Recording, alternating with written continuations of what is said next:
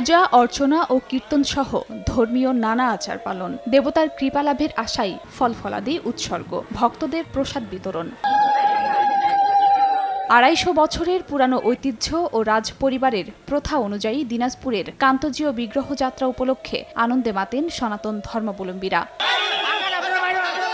শুক্রবার সকালে কাহারোল উপজেলার কান্তজির মন্দির থেকে ঢেপা নদীপথে এ যাত্রা শুরু হয়। হাজার হাজার ভক্ত ও দর্শনার্থীরা এতে অংশ নেন। প্রায় ২৫টি নৌকার বহরে ৮ ঘণ্টার যাত্রা শেষে সন্ধ্যায় শহরের রাজাপাড়া ঘাটে পৌঁছাবেন তারা। সেখানে বিদায় জানানো হবে রাধাকৃষ্ণ দেবতাকে। আমাদের শ্রীকৃষ্ণের জন্ম আবির্ভাব তিথি, সেজন্য আমরা সকলে আসছি কান্তজিও মন্দিরে মনের বাঞ্ছা পূর্ণ করার জন্য, ঠাকুর যেন আমাদেরকে কৃপা করে, এই জন্য আমরা এই দিনে এখানে নদীতে উপস্থিত হয়ে ঠাকুরকে নৌকায় উঠাই দিই। কান্তজি থেকে রাজবাড়িতে যাচ্ছেন মূলত ৩ মাসের জন্য, তাও আবার নৌপথে।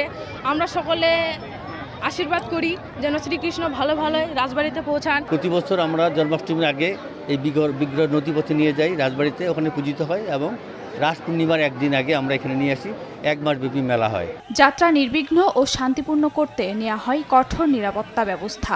আমরা নদীপথ থেকে শুরু করে রাস্তা পর্যন্ত দিনাজপুর জেলা পুলিশের পক্ষ থেকে সার্বিকভাবে যত রকমের নিরাপত্তার ব্যবস্থা গ্রহণ করার কথা ছিল তার চেয়ে বেশি, যাতে আমাদের কোনো এখানে অপ্রীতিকর ঘটনা না ঘটে সেটা আমরা মোকাবিলা করার জন্য সব জায়গায় সব পয়েন্টে আমরা আমাদের ফোর্স মোতায়েন করেছি।